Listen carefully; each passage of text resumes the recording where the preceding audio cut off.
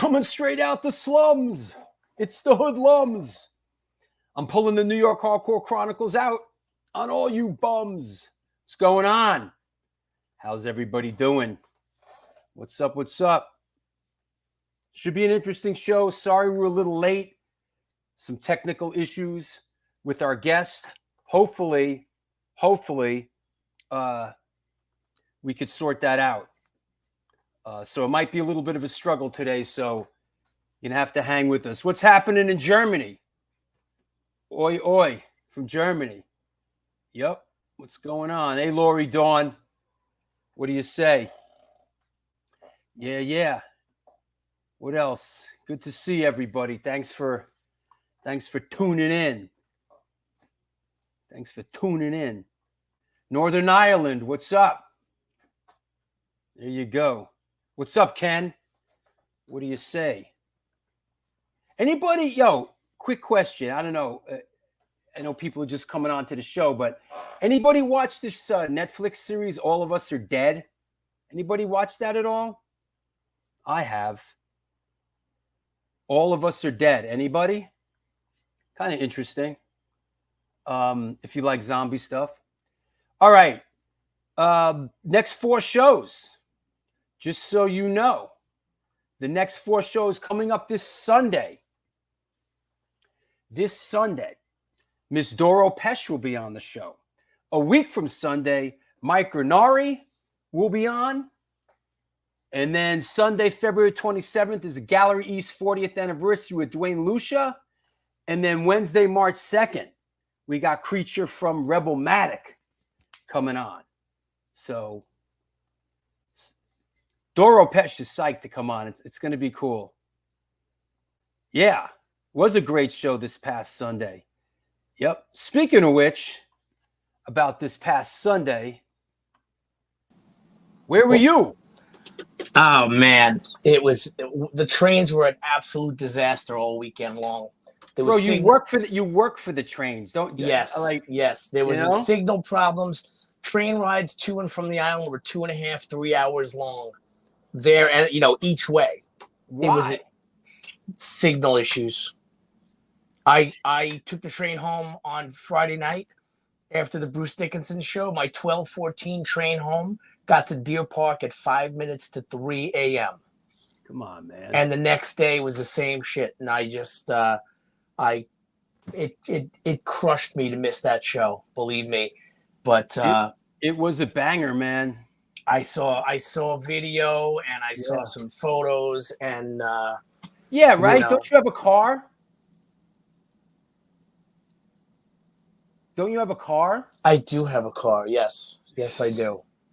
Unbelievable. What? But you just didn't make the connection that you could actually get in this car and drive to the show? I'm not really a city driver. Instead, you're at the mercy of. Thanks, Lenny. Long Island Railroad. Thanks, Lenny.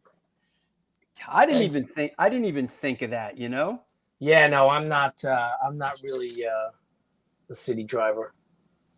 But yeah, it was. You know what? And I love Sub-Zero and Silence Equals Death, and it crushes me to miss anything, and I rarely do. So, thankfully, Rich Zoller was there. Because. These shows have to be documented. Here's one of Rich's shots right here. There we go. This is Cropsey, right? Nice. Yes. Cropsey from Staten Island putting the smush on it. They were great. And Cropsey and wait, hold on. I got another one. This guy. You know who this is? This is a good one. You know who this is? Oh, there you go. Yep. Nice. Schizopoulos. Yeah, Scotty Schizo. There he is. That's a great shot. That's some serious spikes right there. Yeah. Yep. Yeah, Cropsey was great. Yep. Yeah, it was packed, man. It was a packed show. And wait, here's another one from Rich Zoller. There you go. Oh, nice, Riggs. Boy, he's a hard hitter, that dude, man. You know? Yeah, for sure. Yeah. That's awesome. Yep. Yep. And let me see. Last but not least but not last, this is a cool one of the crowd. A lot of young kids, man. A lot of young kids, man. Yeah. Rich Zola says it was a rough pit to shoot in. I bet. Fucking kids were fucking going off, man. And Rich is right in the thick of it. Rich stands right in the middle of it. He doesn't shy away. So yeah, Rich stands like right in the middle of it. You know? That's awesome. Yeah. Yep. Crazy. So yeah. Yeah, I won't. Go ahead. I won't miss it. The next one. Yeah. Wait. Where is the next one? I got the next one. Where is it? The next one is Sunday, March 20th. 24/7 Spies, Ache, Neighborhood Shiznit, Serial Poets, you guys, and Iconicide. Yes, I won't be missing that one. You could bet your life on that. And then after that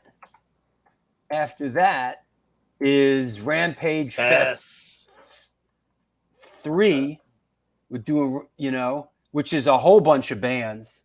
We're doing a High and the Mighty reunion, Fahrenheit 451, Rebelmatic, Ma'afa with Saab Gray from Iron Cross, doing some songs with them, Ape, Scum City, Fright, and Bride Riot, yo. Good one. Snake Plissken. Yep. Good one. Nice. Co-sponsored Rampage Fest is co-sponsored Women of the Pit. So they're in the mix. Women of the Pit are in the mix with Rampage Fest 3. April, Tompkins Square Park. Yeah, I don't think so, bro. Ooh. Not me. Nope. I don't think so. Yes, absolutely. Hey, you know what? Hey, Ed. Yeah, Ed, I see you out there. Gotta wish a happy birthday to Davey Hooligan today from Enziguri. Yeah, right. Yep. One of the great ones, that guy. Yep. Enziguri. Yeah. Oh yeah. Yeah, man. So that said. So we have another absolute photo legend on today. So I've been really excited about this, and I hope it works out because we had a lot of technical problems and they're not sorted out yet. So who knows? I'm going to bring him on. It could be a train wreck. Listen, I'm just happy he's here. Hopefully. Well, he's this could be. Get ready, everybody. You got this, Ed. You could see a train wreck, happening. So, all right, I'll talk to you. Oh yeah, there you go. Shouting out Upstate Rick, man. Rocket. Nice. There you go. New York Hardcore Chronicles Live official comments crew shirt. What's up? Rick, Upstate Rick's got him. I'm not trying to be corny and rock my own shirt, It's not really mine. I don't make them. So I don't know if that sort of cuts down the corniness factor. Well, you burst it in a way. It's one of your children. It's still corny that I'm wearing my own, like it's my shirt, and I'm wearing it on the air. So, yeah, this could be more of a train. Yes, this potentially could be more of a train wreck than Craig Ahead. So let's get ready. I'll talk to you. Hey, any perspective on today's guest? Legend. Yep. You know what? Mike Valente, what's up, bro? Brick by brick, Upstate represent. Yep, got that big show coming up with Nuclear Assault. Yep. Yeah, man. If anybody wants this shirt, reach out to Upstate Rick. Yes, how you get the shirt? Upstate Rick has them. Hey, Rick, tell the people where you get your friggin' shirt, dude. All right. I'll talk to you in a bit. All right. There you have it. Wow, am I bleeding? Did I cut myself shaving? Look what I did for you people. You know? Hey, what's up, Larry Kelly? This is the Bleeding New York Hardcore Chronicles Live. You know what I need? I need my septic pencil. That's what I need, the septic pencil. This is the New York Hardcore Chronicles Live, and we are sponsored by New York Hardcore Comics, The Organic Grill, the Texas Silver Rush, DTFM Vinyl Distro, Chacho's Tacos,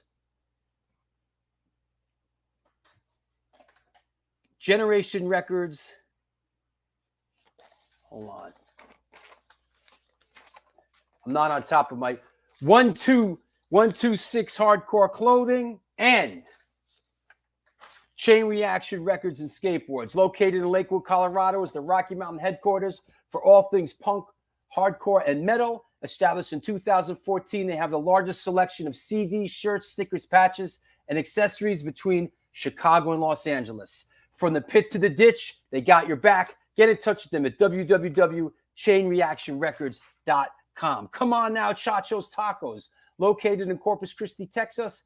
Chacho's Tacos opened their doors in 2001. Home of the almighty Chacho's Taco. They cook up an incredible home-style Tex-Mex food, and this month they're celebrating their 20th anniversary. They've been supporting underground music since the beginning, and in their own words, we ain't stopping anytime soon. Touring bands that play Corpus Christi, swing by and get a home-cooked meal at Chacho's Tacos. We got you.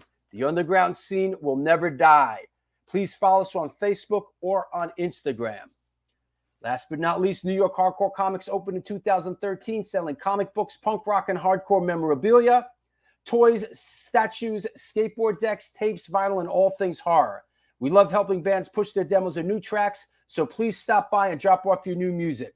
We have in-store events like Magic the Gathering and Warhammer tournaments, plus meet and greets with bands and some live performances. Open 7 days a week and shipping worldwide. Find us online through Instagram, Facebook, Twitter, and eBay. Located at 117 Main Street, lovely Dobbs Ferry, New York. www.newyorkhardcorecomics.com. That said, who's driving the train? Yeah. That said, yes. What's happening to Gutierrez brothers? All right.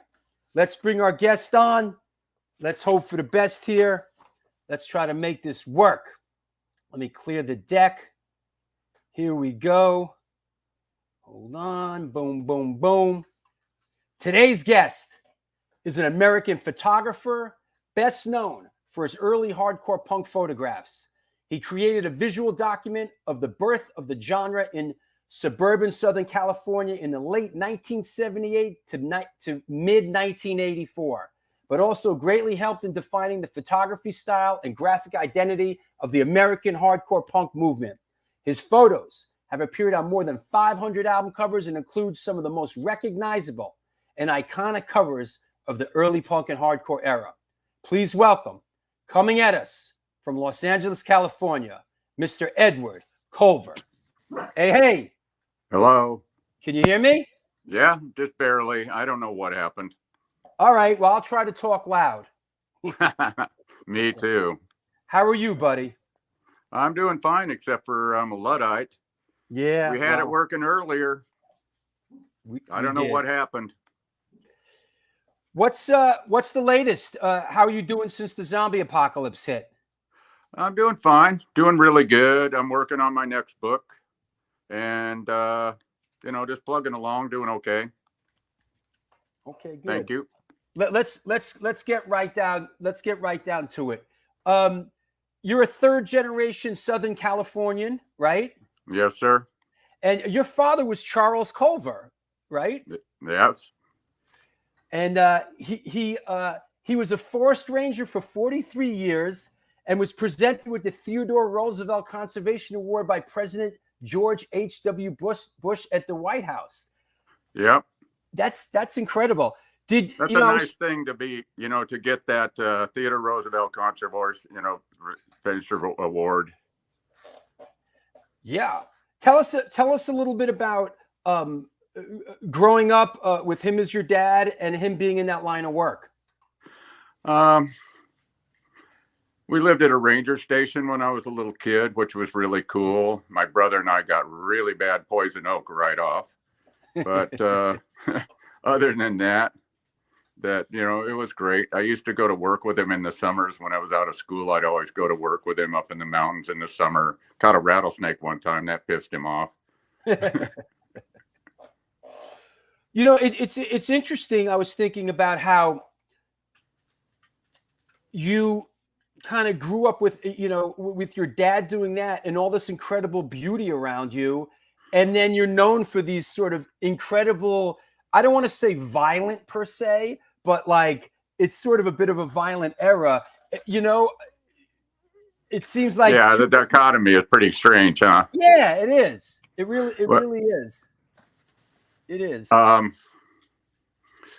do you know Stickley Furniture from upstate New York, from Rochester? No, what is it? American arts and crafts period stuff. I collected that since I was a teenager, and I lived in a beautiful environment of antiques and stuff when I was growing up, and going to punk shows too. So it was like quite a dichotomy in that stuff.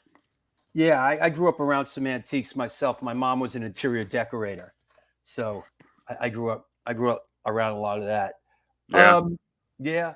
So also there's a peak in a peak, the tallest peak southwest of Mount Baldy is named Colver Peak, right? Yes. Have you been there? Yeah, I went there once with him before he passed away. We hiked up there. Cool. Okay, so growing up, why photography? How did you get into photography, and who were your early influences? Photography was sort of a total fluke. I studied all forms of applied art growing up, like painting and printmaking and design and graphics and drawing and sculpture and all that kind of stuff, and never photography. I got a hold of a cheap 35 millimeter camera and started taking it to punk shows. And after punk shows, I'd shoot in Skid Row, downtown LA, on the way home. So it was kind of like, that's what I started shooting, was punk and Skid Row. Not the band, the area. Yeah. What were your early inspirations? My early inspiration for photography? Yeah. It was just the art world and the artists that I liked and stuff. Not so much, I wasn't particularly influenced by any photography. I did like Diane Arbus, was one of the earlier art photographers that I liked. Edward Keinholz? Oh, yeah. I like his work a lot. I actually own 2 pieces by him. Right. Which I can't quite believe. I did some homework. I'd say. Yeah. Edward's perspective on life and art was changed by his exposure to composers such as Edgard Varese, who Stockhausen, and am I pronouncing this right? Penderecki? Yeah, Christoph Penderecki. Yeah. Now Edgard Varese, I know because I'm being a fan of Frank Zappa. I'm familiar with Varese, who is a big influence on Frank Zappa. Yeah, he credited Luigi Nono and Penderecki and Stockhausen and John Cage and Edgar Varese in the first album. Dan Connertown says, "Dude, talk about Stockhausen." What about him? He said, "Talk about him." Oh, I heard his music in probably 1967, and it had a, it had a huge influence on me, and I really like all the avant-garde classical music, and real electronic music has nothing to do with EDM or any of that. Yeah. That stuff really changed my life. Kind of a whole lot like how the punk scene did when I got into the punk scene. It was like big left turn, like, wow, what's this? Yeah, that makes excuse me, that makes sense. you're a self-taught photographer. You did go to UCLA for a bit, didn't you? Yeah, I took a beginning photography class at UCLA in the adult education, and I learned a few things in there. And then I took an intermediate class, and I did not learn anything. It was kind of interesting. You're supposed to bring in some of your work, and the instructor in the second class, when he saw my photos, he stopped the whole class, and I'd never even thought about it this way. He said, "None of you people in this class could take these pictures. These come from an insider. These people know him and they're comfortable with him." And I'd never even thought about that. You know, I was just hanging out with friends back then. Was that the early hardcore stuff, the punk stuff? Yes. Oh yeah. Yeah. This was about 81 or 2 when I took those classes. And at the same time, you were going out and shooting bands. Every night, just about. Yeah. Yep. Chucky, one of our guys, Chucky, says, this dude's family history is amazing. His grandfather came to the United States in 1635. Wow. Yeah, my 12 times removed great-grandfather, I'm named after him. That's heavy. Yeah, that's almost 400 years in the U.S. Wow. I say the original wetbacks. Yeah. Southern California, right? I'm not sure chronologically, you know, what happens first, but just from my general knowledge, I would think that this guy came into focus pretty early on. Is that fair to say? Yeah, I shot that in 1980. Yeah. Could you tell us a little bit about this guy and sort of the early stuff you were doing? I shot that backstage at the Starwood when the Darby Crash Band was playing. I have photographs of the Germs last show at the Starwood, and then the Darby Crash Band at the Starwood. Makes sense. Here is, I'm just going to put a couple up just so we could knock it around a little bit, you know? And I know, yeah, here's, well, you know what? Let's just jump right in and let's talk about this. This is an iconic photograph. This is Wasted Youth. Could you tell us a little bit about this and give us a little perspective? Well, that was, I shot it on July 4th, 1981 at Perkins Palace in Pasadena, California. And the stage diver is Chuck Burke, skateboarder punk. And I was in the process of shooting photographs for Wasted Youth's first record, Reagan's In. Mm-hmm. And I was at this show. The one of the things about like in those early punk days is that, you know, it was friends and I knew everybody and there was no backstage passes or anything. You know, this was a rather big show, but like, you know, I had carte blanche. You know, I could go anywhere on stage. I never unplugged anybody's guitar. I didn't trip over anything. I didn't knock any mics over. You know, I was in their turf, but I was really careful and aware of what was going on. And so I was on stage when I shot this. Had I been in the crowd, it wouldn't be half as interesting because I always liked that he's flying into that dark void. You know, I always wish that I had a little bit more crowd in this photograph, but that sucker's in focus. You know, he ran diagonally across the stage and jumped, and it's perfectly in focus. I never used a autofocus or a motor drive. I had a little rinky-dink flash that was operated by batteries.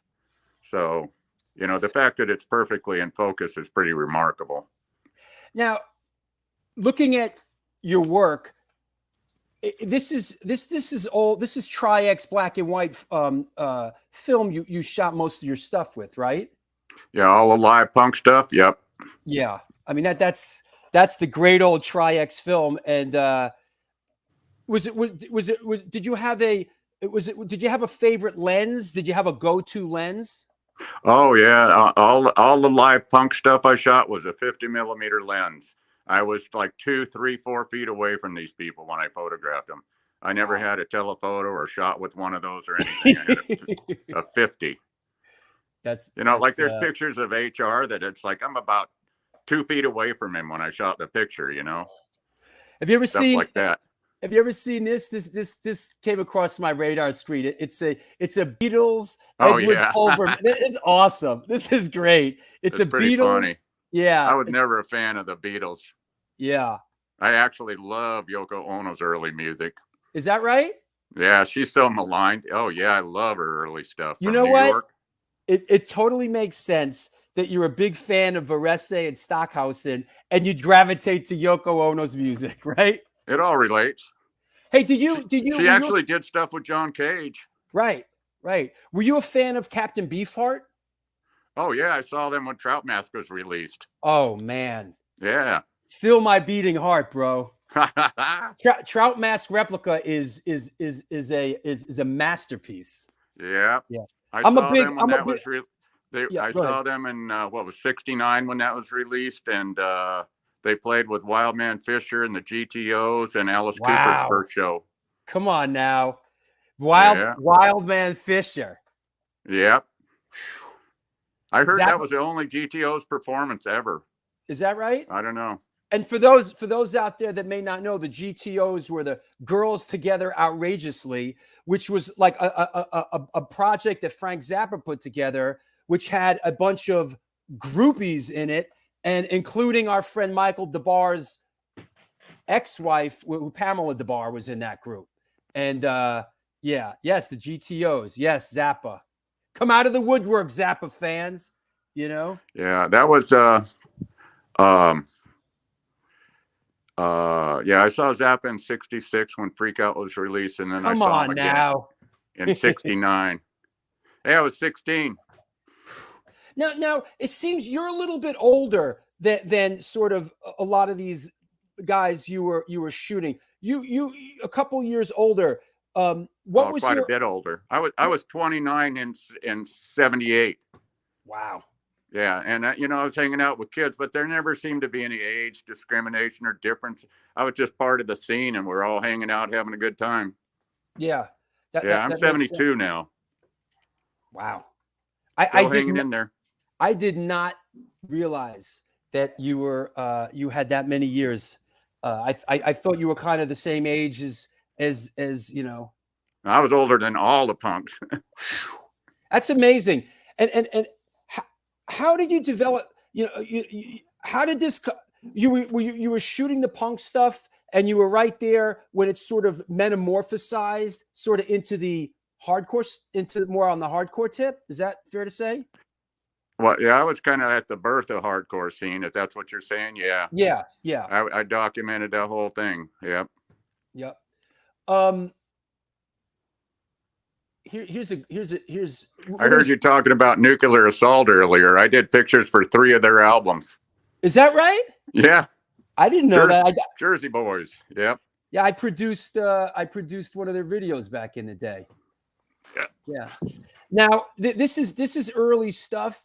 I'm going to skip around a little, but this is pretty great. Could you tell us about this?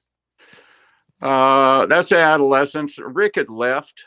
That's what's his name? Steve Brown, I think, on the far right. Oh, I was wondering. I thought, is that Rick Agnew? Yeah. No. I shot that at a place called Pima, which was Casey Royer's family's farm in Pomona. Wow. I forgot what Pima stands for. It's something pretty funny, I'm sure. Yeah. Steve Roberts. Yeah, that's right. That's what. Yeah. Wow. I did not know that. Yeah. Yeah. I have a bunch of different lineups. These guys look like kids, man. They look like kids, man.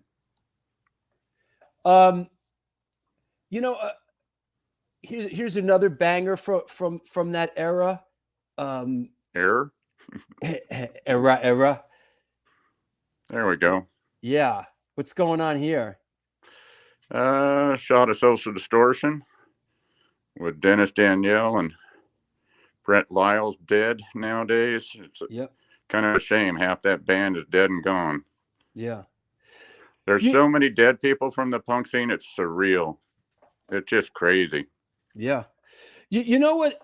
In putting your photos together for this show, I connected a couple dots and looking at these bands like early Social Distortion, early TSOL, Christian Death. They're all wearing this sort of white kabuki makeup. Yeah. I never really connected those dots. Was this you were there? That was kind of a thing for a while. What was that? I don't know what started that. I really don't. Mike probably bums on it now. Yeah, huh? That's pretty intense. Yeah, and here's this part of it. We talked about TSOL. Here's the iconic shot, right? Yeah. That was TSOL's The Cuckoo's Nest. I made their EP artwork out of that. Yeah, I have that here. I have that right here. I took that photo. That totally bummed me out that like Jack's finger looks like it's resting in the microphone stand like a holster. And I took the picture over to Bomp Records where they had a stat camera, and Diane Zincabbage, who worked on the Circle Jerks group Sex cover, she made me a stat print out of that. It was 12 1/4 inches square, and then I touched it up with a felt marker and whiteout, and then I put vinyl typeset on it. Yeah, all this stuff was like, cut and paste and analog, and so I put those letters on there. They were vinyl press type. And I put that on there, and then I gave them the camera ready artwork. It's like the original Photoshop, right? Yeah, whiteout and Sharpie. That's great. I did several albums like that. I did Johanna Wentz Hyena like that, and I did the Super Heroines Cry for Help the same way, kind of. Makes sense. Turned them into a stat print.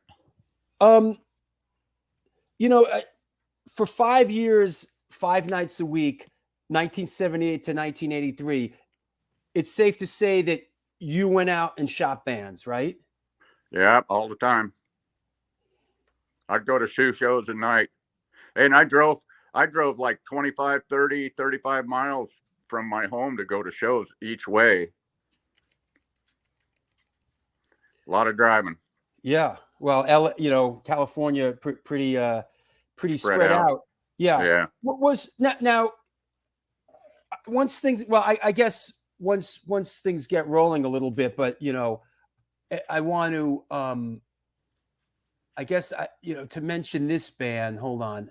Well, I guess like the Black Flag thing. And I know this.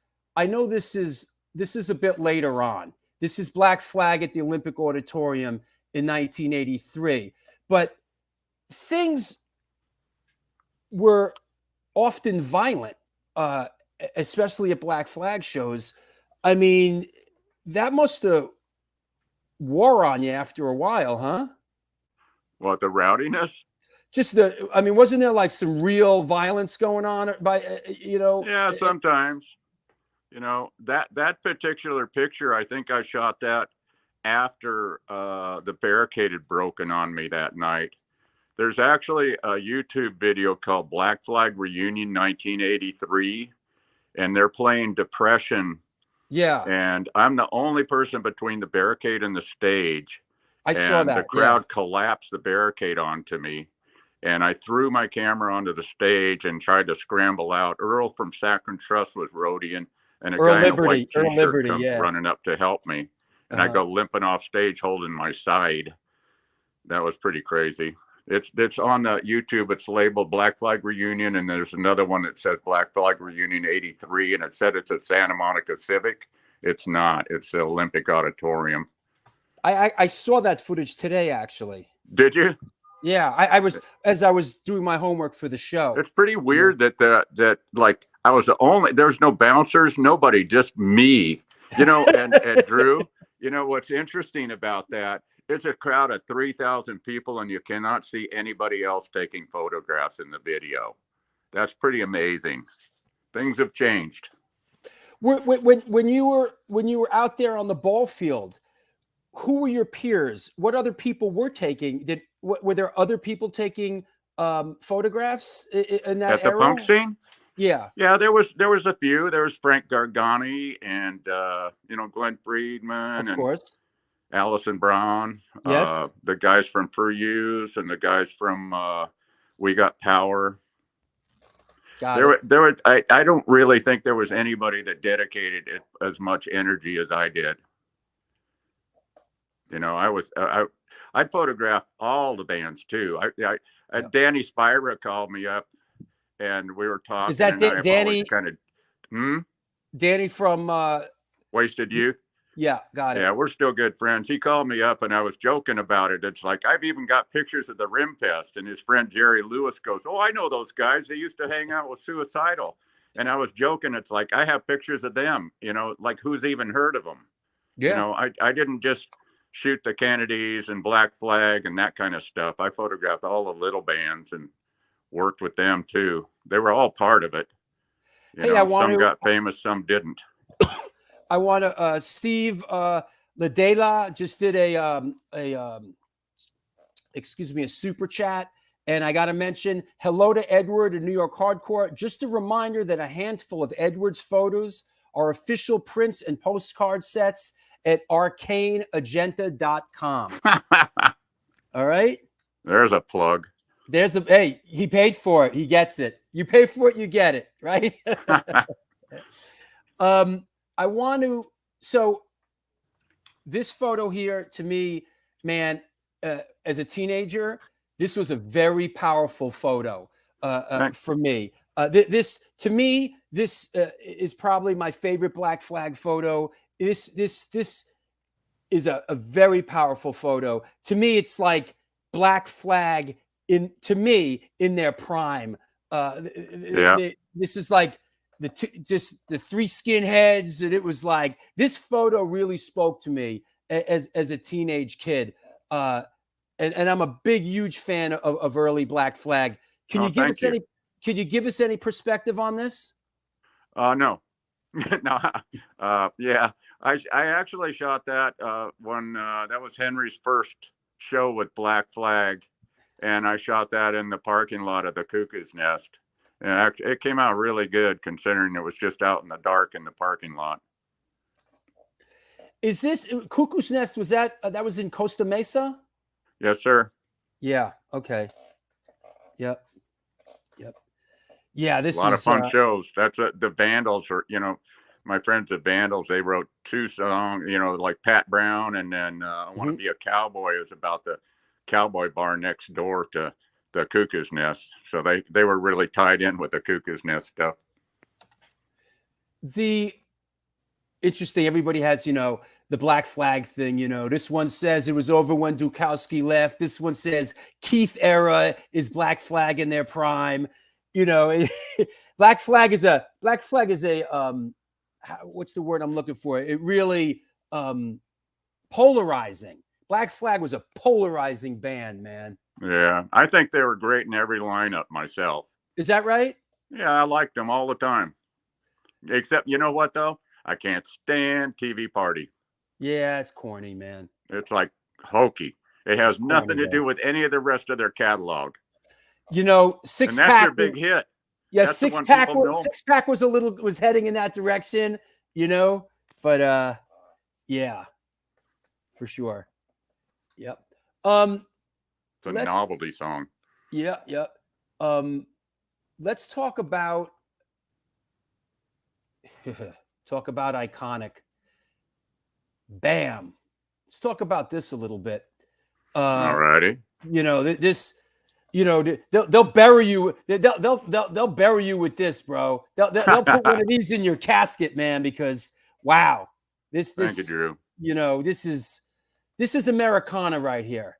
Tell us a little bit about this and the photo shoot. Well, one thing I'm going to start out with is like, why in the fuck do they keep putting out these total garbage reissues of Damage? Yeah. That's a milestone record, and they never treat it right. They made washed out color washed out black and white. It blows my mind. Yep. It's like, I've seen some really bad ones, man. oh, I know. It's like bargain bin cutouts. Terrible. They never talk to me. Hey, bro, I saw a Nickelback parody done with my good black and white photo, and it was 1,000 times better than any of the reissues. It's obscene. So I set that all up. We talked about the concept, and I went to the Oxford House where we were meeting up to do this, and I brought Red India ink with me. And when I got there, they had a mirror, and they had a mirror when I got there, and I actually I washed it, I turned it over, I covered the back with duct tape, and then I flipped it back over and hit it one time with a hammer, and then I cleaned it again, and so that was ready. And then I took my Red India ink in the kitchen and started messing around and experimenting to make the quote unquote blood. People go, oh, he didn't just smack the mirror. And it's like, well, if he just went 1, 2, 3, bam, there wouldn't be any blood. So it had to be set up. And, some people are disappointed, but it's like, hey, I made the picture happen. And I used Red India ink and played around in the kitchen and came up with Red India ink for color, liquid dishwashing soap for consistency, and then instant powdered coffee for consistency and color, and mixed up the blood, and it worked perfect. Was this a concept that was you spoke to with the band, or did you just bring this to the we talked about it. Okay. Yeah. And I figured out how to make it happen. Mark Tultz says, no blood, my childhood is a lie. Sorry. Yeah, I love that. Damaged as an anti-parent record. Yeah. Oh yeah. Yep. That's for sure. I like that profile picture that you put up. That one's beautiful. Yeah. It looks like a Francis Bacon painting. Yeah, it's great. Is there a, I mean, I assume that there are, there's a whole all the outtakes from this, still exist? That I can't find? Those ones? Yeah. Yeah, Okay. Those ones. Got it. Drew, I did some, it was all color slide photos. I did some where Henry's eyes are reflecting the flash and they're glowing red. They were amazing.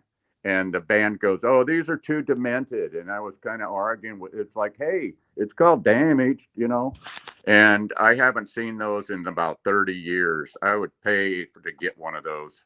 To pull out a picture that's better than the Damaged cover would really blow people's minds.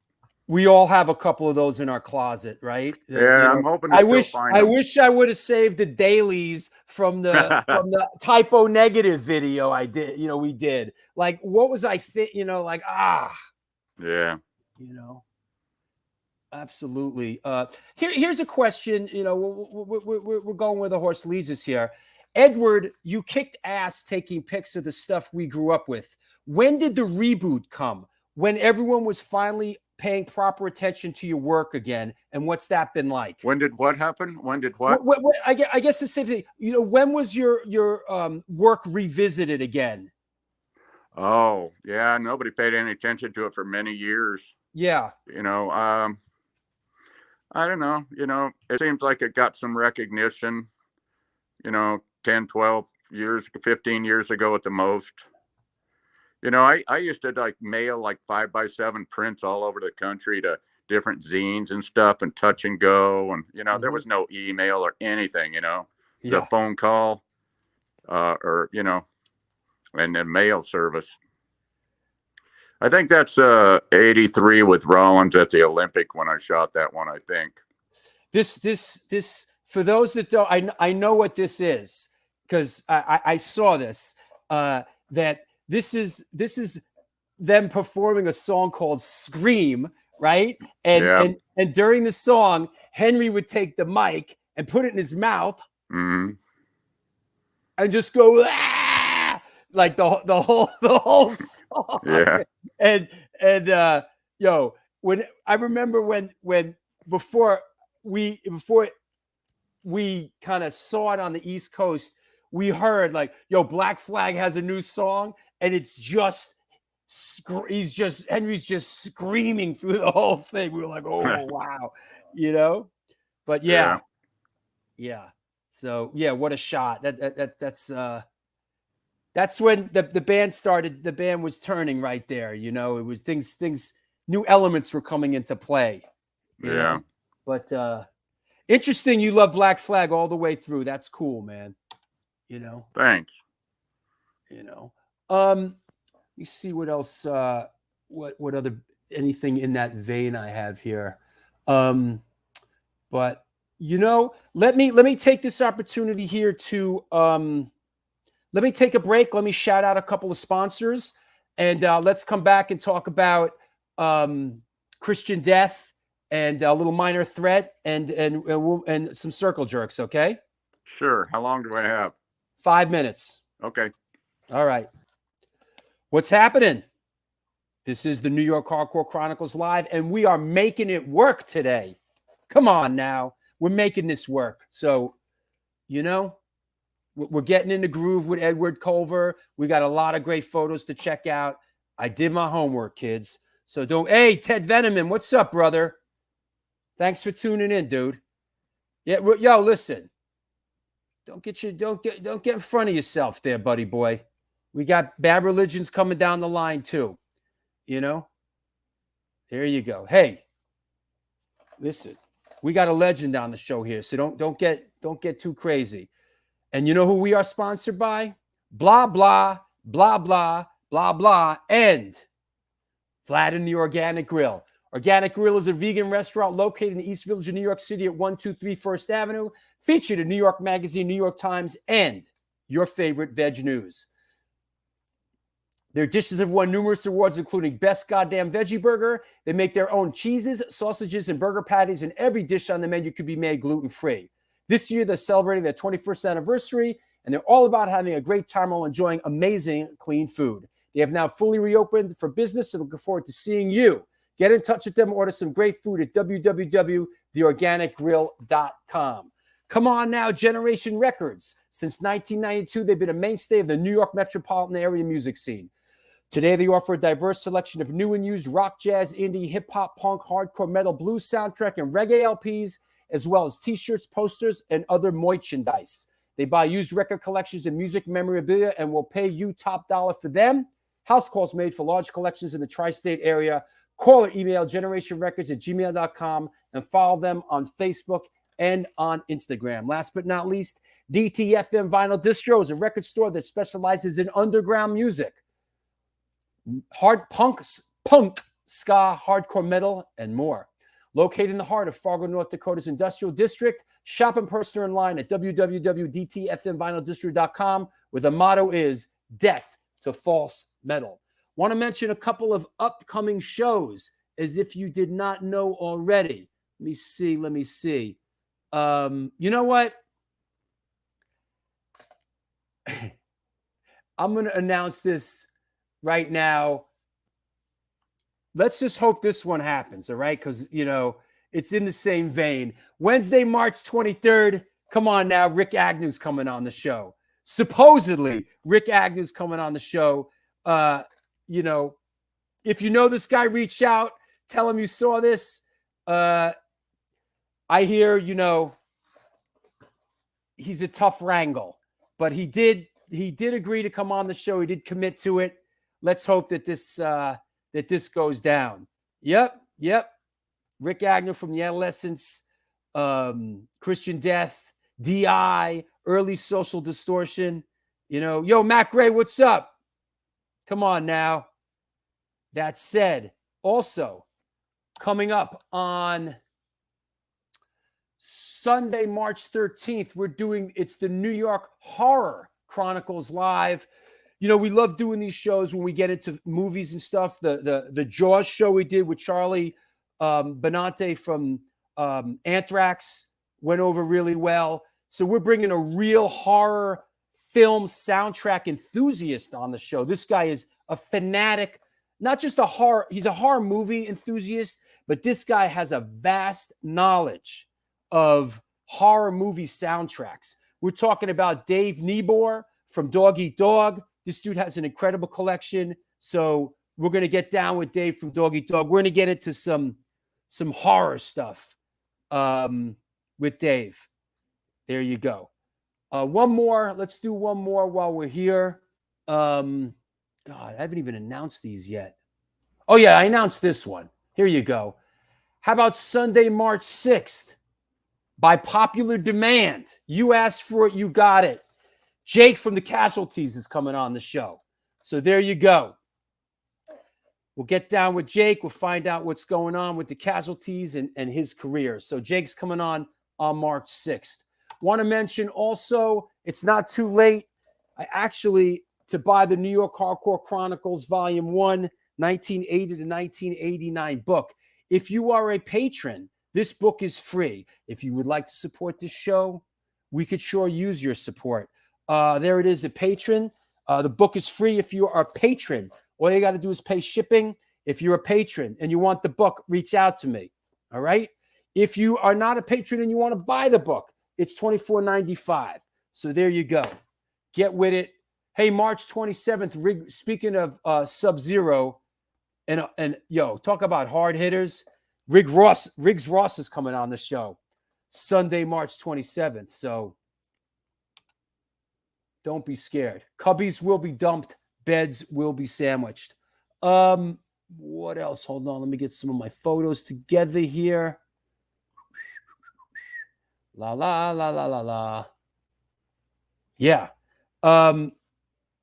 What do you say? Yeah, Riggs is the man. What's up, Danny? How's things in Arizona, bro? Next time I come to Scottsdale to visit my mom, let's have a sit down, you and me. All right? Talk about the new book in the works. Yes, there is. This book was an incredible success, and I thank you for that. New book in the works, the New York Hardcore Chronicles, Volume 2, 1990 to 1999. We are scanning flyers. We're getting comments. If you have flyers, New York hardcore flyers from this era, New York City, from 1990 to 1999, please reach out. And but that's what's happening with the new book. And yes, the Casualties. Yep, we're on the edge, Mike. We're doing it on the razor's edge here. That is for sure. Just saw Rick and is that right? Is Rick Agnew playing shows with the Adolescents again? Is that right? I need to pull on the Onyx guys. I could probably do that. We could probably get that done. What else? Want to thank all the Facebook pages that support the show. There's a lot of them out there. I appreciate you're helping get the word out. That said, let's keep moving. Let me. Hold on. Let's bring our guest back on, Mr. Edward Colver. Hey, man. Hey, howdy. Everything all right? Oh, yeah. Good. I appreciate you making it work today. Yeah, I have to cut the phone to hear you. It's weird. I don't know what I did earlier that worked, but yeah, I'm trying to talk. I'm trying to talk loud. Yeah. Speaking of iconic, let's talk a little bit about this. This is Bad Religion's first record.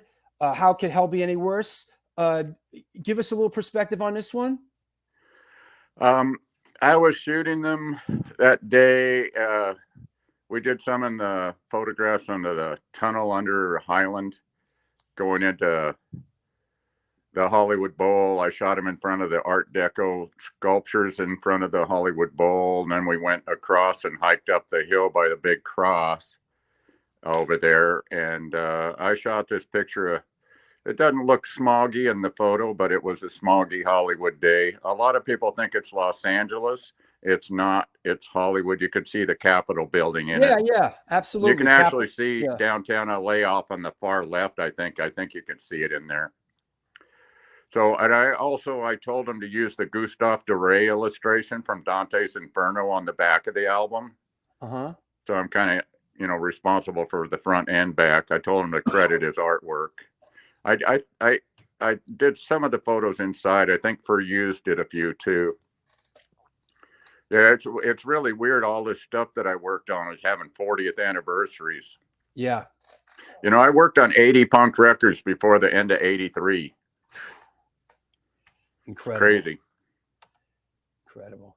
Were you and back then it was very hands-on. Were you a one-man show, or did you have a support team? No, just me. Yeah, right. Did all my own stuff. You know, I've never asked for work. I've never had a published phone number. I've never ran an ad, and I use funeral sympathy cards with my information on them for business cards. It's all DIY. Yeah. Old school DIY, you know? Yep.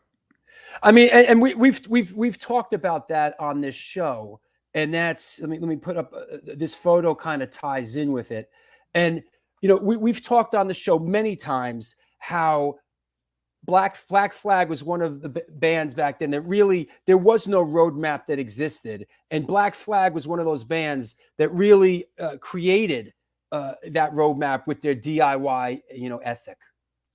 Yep. Yep. They sure did. Yeah, I mean, bands like Black Flag. I mean, as far as West Coast goes, Dead Kennedys, Misfits, DOA. That was a hard-working band back then. DOA. Oh yeah, man, those guys. I'm sure you saw them a lot because they'd come down from Vancouver, right?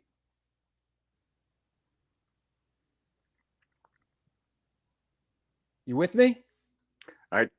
What was the last thing you said? I said you used to see them a lot, right? They would come down from Vancouver.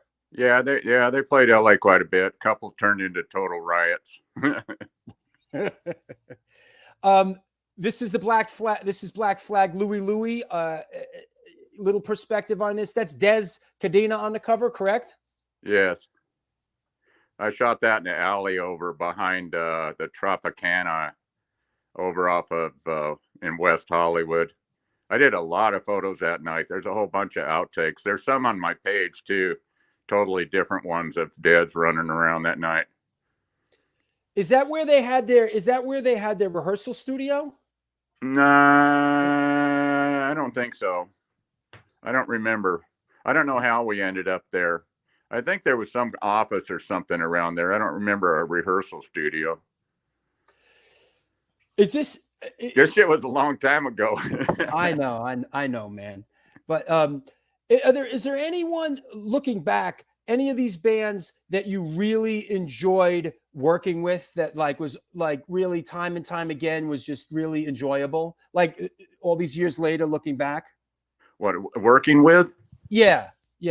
Oh, shoot. I don't know. One of the people I've worked with and photographed the most is Stan Ridgway from Wall of Voodoo, and he's always fun to work with. Mm-hmm. I've done a lot of sessions with him.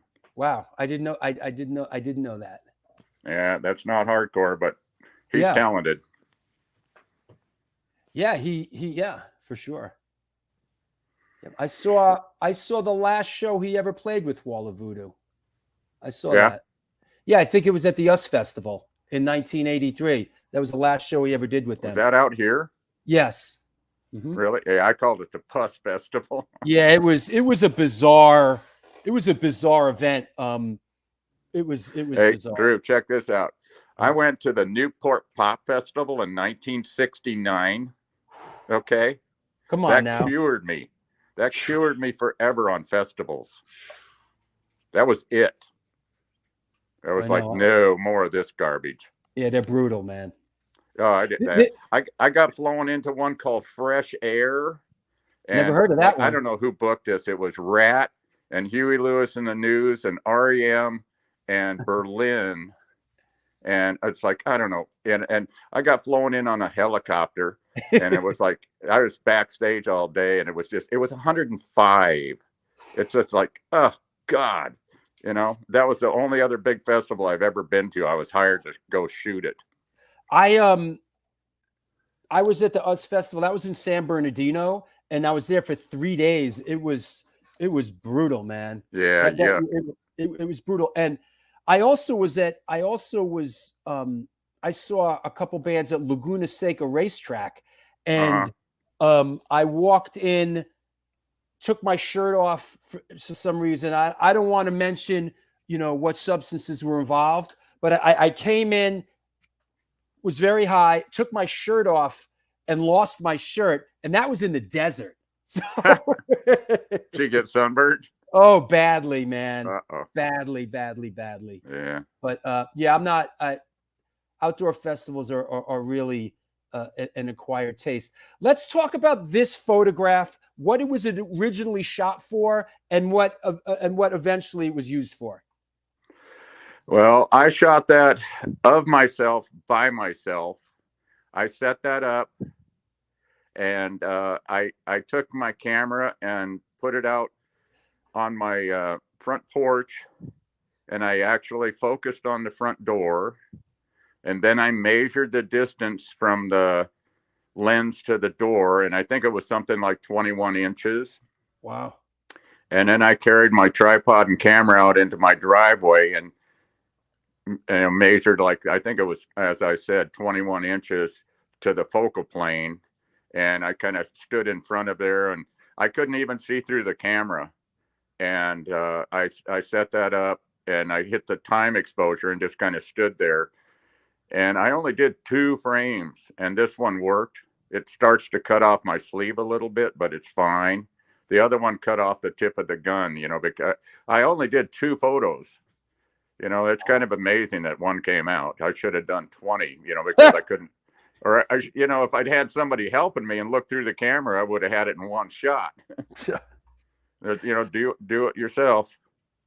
And what was this? What was the band that you were shooting for here? That was when I was working on the Damage album. This was supposed to be a liner sleeve photograph, and I also have a can of spray paint that I shot around the same time that was supposed to be used in there.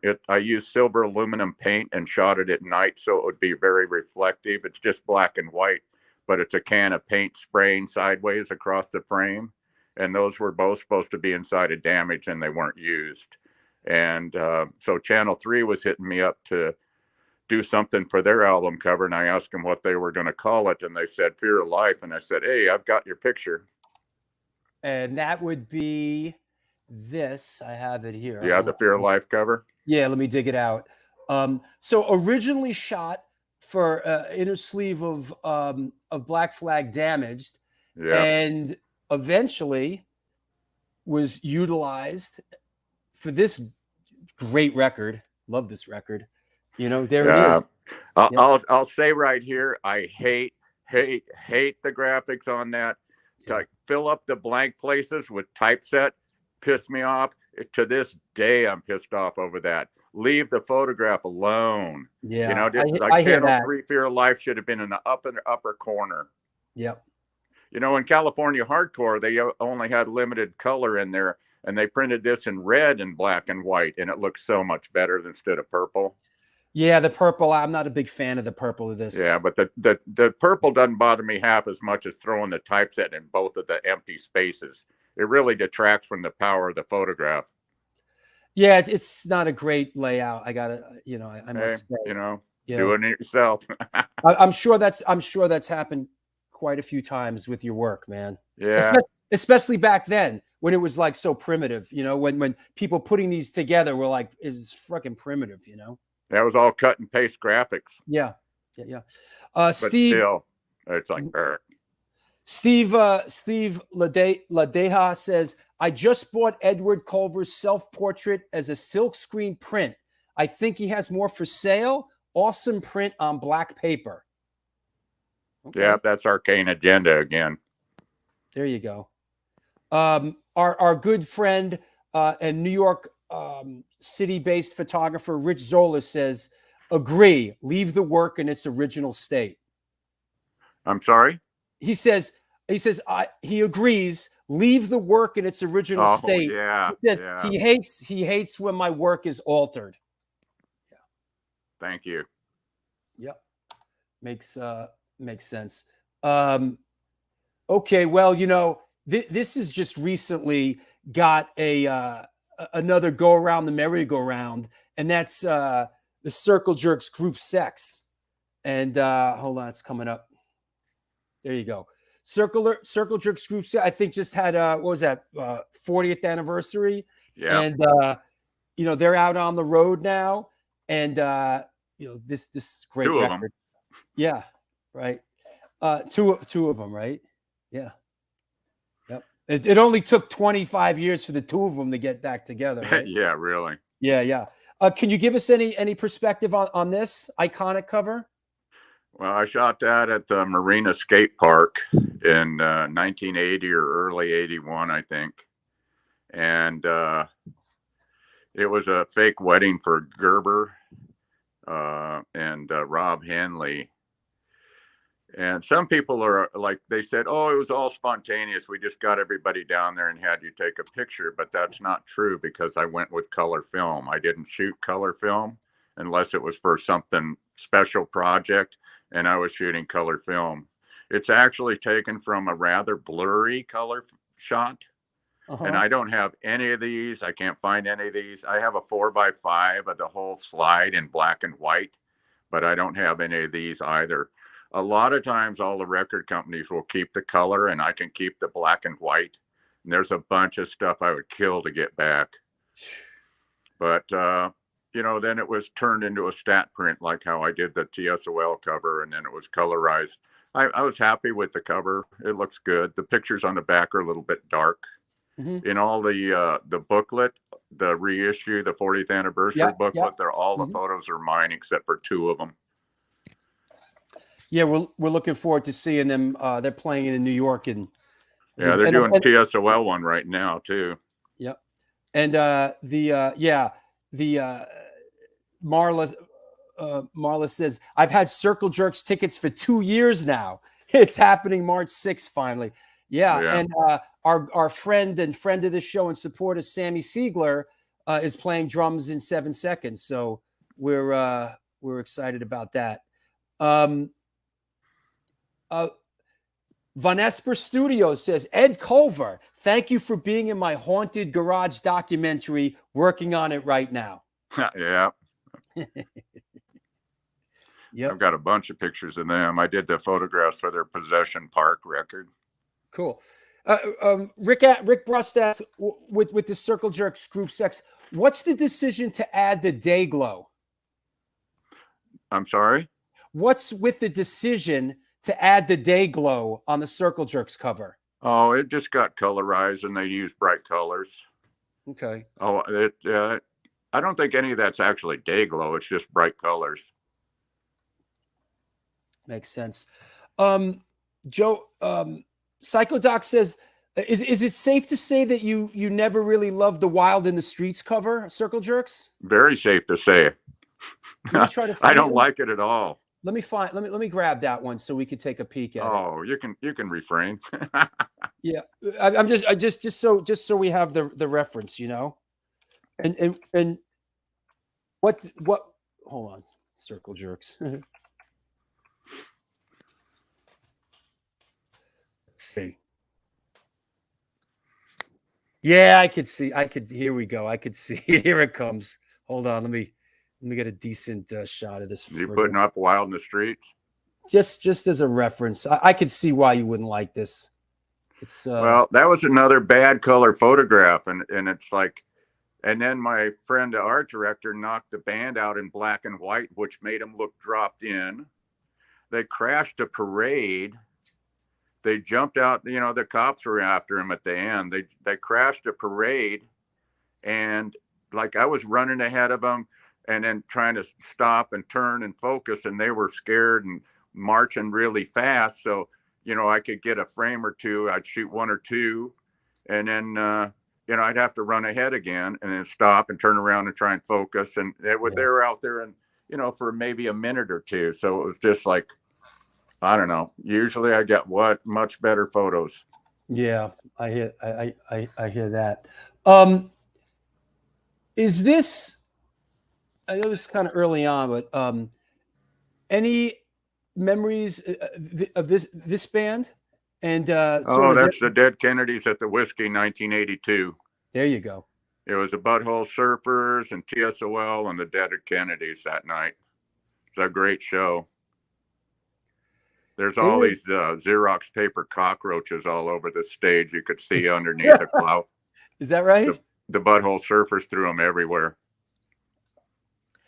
The Dead Kennedys were great in that year. I saw them on the East Coast. They were great. They were really. I was on their list from 79 till 83 or 4. Every show they played in LA. They were so great. I took my sister to see one of their shows. It might have been 79 or 80. And she was in the balcony at the Whiskey, and she was kind of terrified, thought she was going to be in a riot any second. The energy level was great. Is it, the Dead Kennedys were a San Francisco band, correct? Yeah, yes, they were. Sir. They were from San Francisco, right? Yes. Yeah. Jello came by to visit, and I told him one of my expressions. I said, "Time for a hipsterectomy." and he says, "Oh God, I got to remember that." And I thought for a minute there was going to be a song, but it hadn't happened. I'm not trying to go. I know we sort of covered this ground, but I got to bring this one up. Come on now. Woof. Wow. Just, you know who was under his hand? That's Mugger? John Macias from Circle One. Oh, I thought it was Mugger. Yeah, that was Henry's first show with Black Flag at the Cuckoo's Nest in 81. Ferocious, man. Ferocious. Yeah. I've got a lot of good photos of him I've never published. Have you taken your archive and digitized everything? I'm in the process of it. I've been working on it with an assistant for over the last year. We're hardly even denting it yet. Woo! Come on now. Yeah, I have so much stuff. It's crazy. That's great, man. And here, Jason Ryan says, "I was there. Henry was scared as hell." Yeah. Ferocious, man. Jason Ryan. Yeah. Ferocious. Is that who is that under his hand again from Circle One? Yeah, who was that? Who was in that photo with him? Yeah, it's John Macias right underneath of Henry's hand, like he's going to slap him on top of the head. Right. John was a big, giant skinhead guy. He was huge. Christopher Valdez says, "Didn't John save Edward once?" Oh yeah.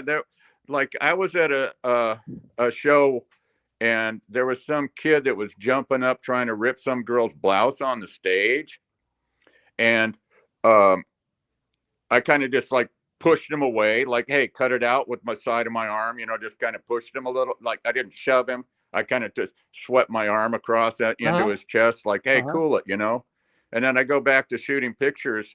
Fucker came running up and slugged me in the side, the face, and jammed my camera into my nose. Just totally didn't even see him coming. And I thought, like, okay, you're going to die, And so I went after him, and the bouncers broke it up right away.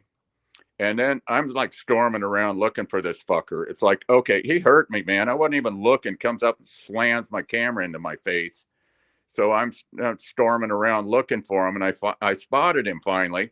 And it's like, oh, there he is. And I walked up and I grabbed him by the neck, and I carried him about 10 feet for the stage and slammed his head into the monitor and was just standing there choking him. I didn't even say anything.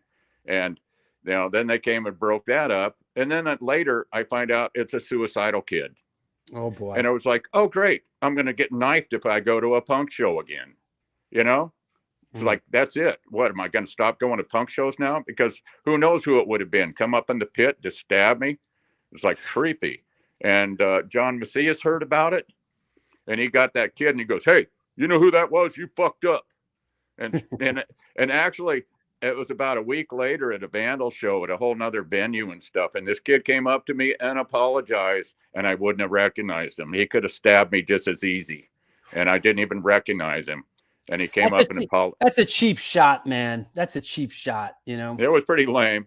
Yeah. But John straightened him out. Hey, Yeah. I thought I was going to have to quit going to shows, Yeah. I got to touch on this because this is a great shot, and this is, of course, the late great Jeffrey Lee Pierce, right? Gun Club. And the Gun Club. Wow, a little perspective on this. I shot the gun club photograph on the porch of the Baptist church that became the cover of Sex Beat 81.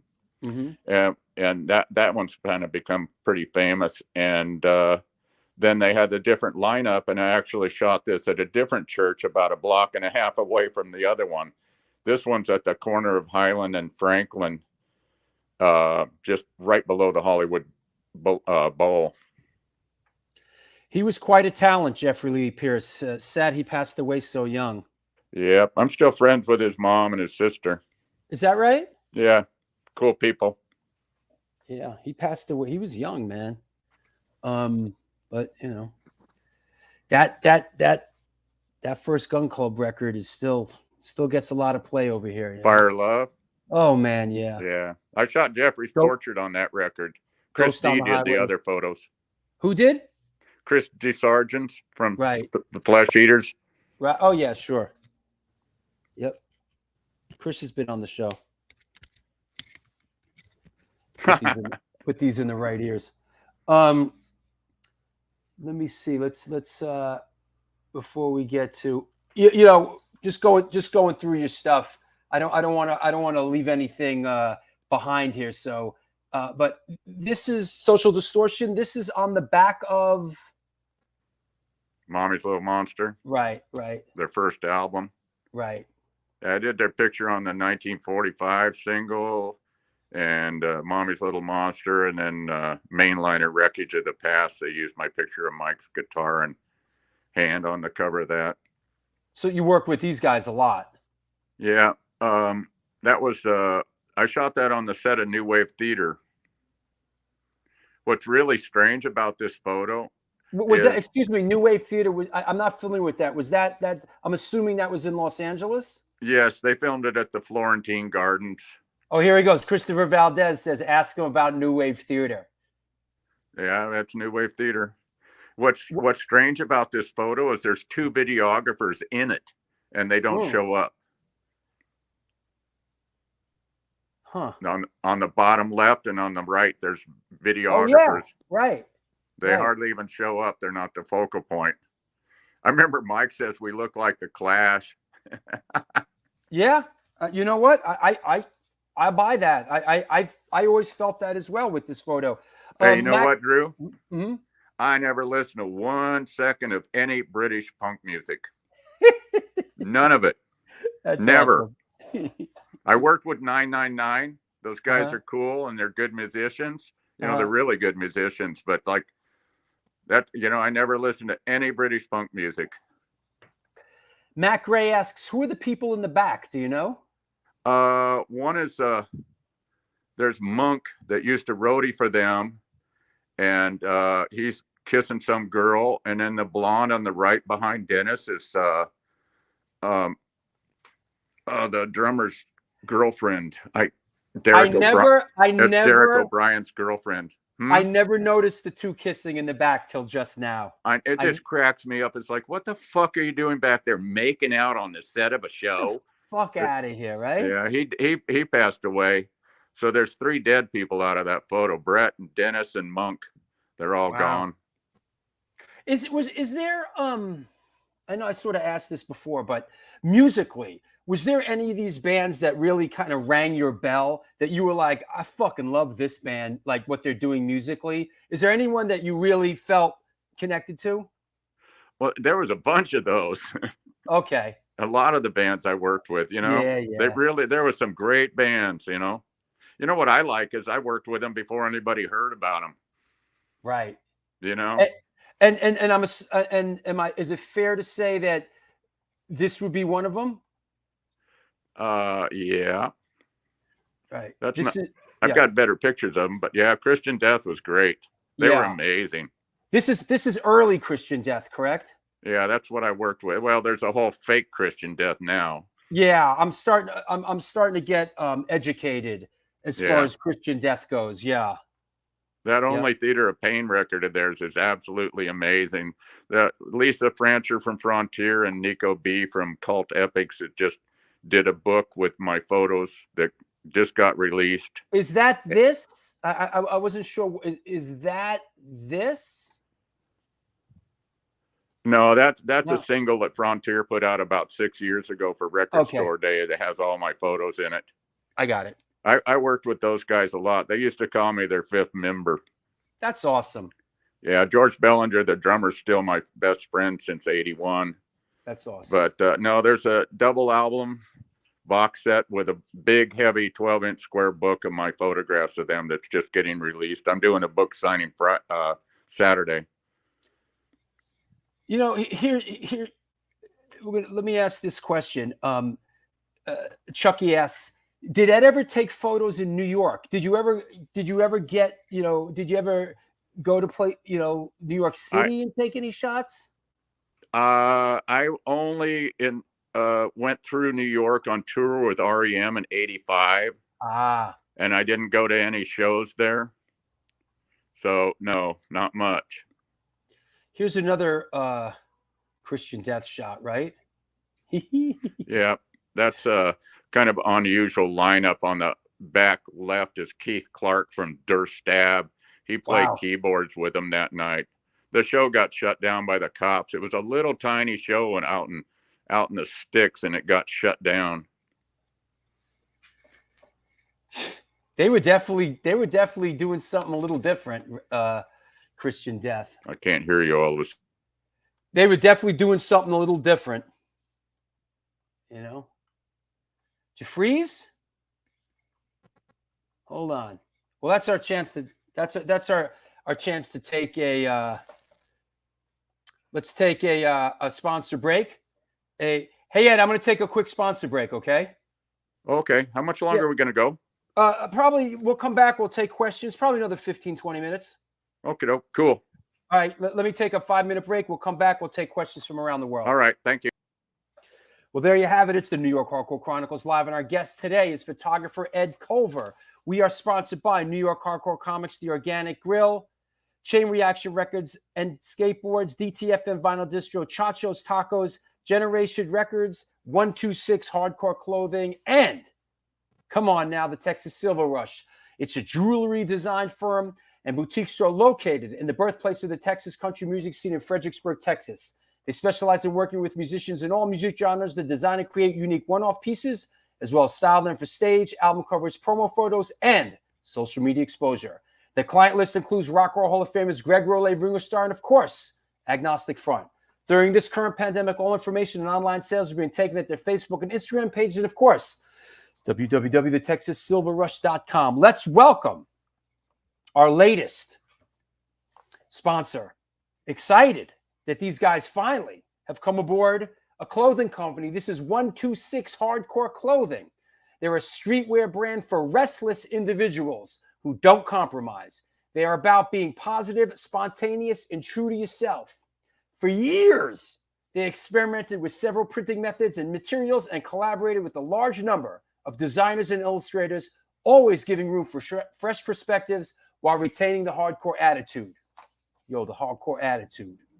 They are not an elitist brand aiming to target only the core audience of punk and hardcore culture itself, but strive to be an open-minded collective. Get in touch with them and ramp up your game at www.126clothing.com. Welcome aboard, and thank you for the support. What else? I want to mention, if I haven't already, we're going to take questions from around the world from Ed Colver. We're not going to have him for much longer. So if you got a question for Ed, please don't be shy. Post it up.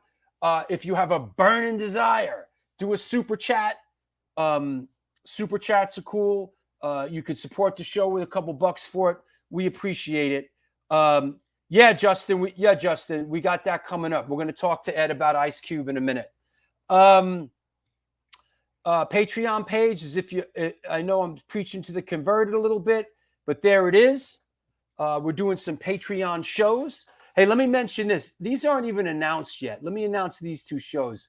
How about you West Coast people, man? Just for you West Coast people, we got this guy coming on. You might have seen him in the film that I directed. Who the fuck is that guy? The Fabulous Journey of Michael Alago. He was in that. I'm excited to have him on. Funny guy, Wednesday, April 6th.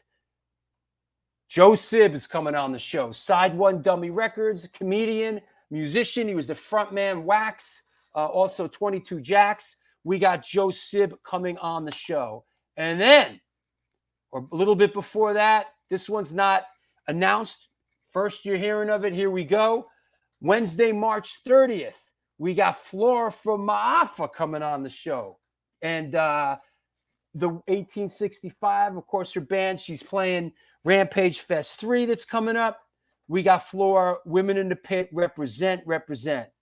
Justin Rose, you and the team are amazing. Drew, appreciate all you do. Well, thanks, man. I appreciate the support. I love what I do. I'm a lucky dude. I get to do something that I love doing and have people like you support me. So, yes, everyone's excited. Yes, Flora, Mafa, Flora. Yep. Mixing it up. We got room for everybody on the boat here. Honestly, we got room for everybody. Let's bring our guests back on. Any questions you have? We're going to do another 15 minutes with them. Here we go. Mr. Ed Colver. Hey, buddy. Hey, so I've got a question, and I have a photo to go along with it. Here we go. That would be this. All right. And the question is, hold on, let me find it. Very interested to hear Edward talk about working with Ice Cube hip hop. Talk about it? Yeah. What was it like to work with Cube? His lips cut off in that. No, he was cool as hell. There you go. He was smart and cool. And there we go. And my friend Dino Paradis, who actually became Rick Rubin's assistant for about 22 years, he was working at Priority, and he hired me to do a press photograph of Ice Cube with the suits from Priority. Mm-hmm. And I happened to be using one single strobe light to do that stuff. And in my camera case, I had my 2 1/4 camera besides my 35. I was shooting with a 35. And, Ice Cube signing a new contract at Priority at the desk, and the suits are standing behind him. And I was like, wow, check those eyes out. So as soon as the suits walked out, I said, hey, can I take your picture? And he said, sure. And I yanked my one strobe light out over, and I used my 2 1/4 camera. I told him to put his chin down, and I shot 10 black and white shots in like a 60 seconds. And I only spent 1 minute taking that portrait. And a lady that was at a thing where my studio was, and she said that, oh, I've heard of you, I'd like to look at your portfolio sometime. And I said, hey, my studio's upstairs. I could go grab a stack of pictures if you want. And she goes, sure. So I brought him back down, and she's looking through them. She goes, oh, you did this Ice Cube picture. I think it's a definitive picture of him, and we want to use it. And then it ended up becoming a Billboard twice and the cover of his greatest hits package. Wow. And I it's interesting how sometimes something that just happened, some of the ones you think and you labor over and you stress about, fall by the wayside. But some of the ones that happen spontaneously like that become iconic, right? Yeah, I knew what I wanted. There you go. You know, vision. If you overthink stuff, it becomes contrived. Yeah. Like if like say I'm looking at you right now, and then I put my chin down, all of a sudden I'm paying attention. It becomes a whole different thing. And it looks aggressive. And I just shot 10 pictures of him.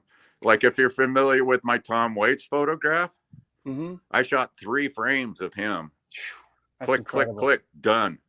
And all 3 are printable. There's 2 of them on my page. Of course, I could totally relate to that. Being a film director, in doing interviews that I've done, there's interviews that I've done for, an hour and a half with somebody, and just felt like, I got tons and tons of great stuff. And then there's interviews I've done on the fly, had 15 minutes to talk to the person, and they end, and I walk away thinking, I don't know. I don't think I got anything. I sit down in the edit room and I'm like, wow, this is gold. You know, That's cool. 15 minutes of gold. Yeah. You know, who would have thunk it, you know? Hey, Daisha, what's up? Nice to see you. It's been a while. I was thinking about you. Thanks for coming by. That's awesome. Here's a this is a great question, and I know some perspective on this, but hey, Ed, do you prefer shooting live bands or portraits? Wait, I can't hear you. Wait, what? Hey, do you prefer shooting live bands or art or portraits? Well, I only shot live stuff up until the beginning of '84.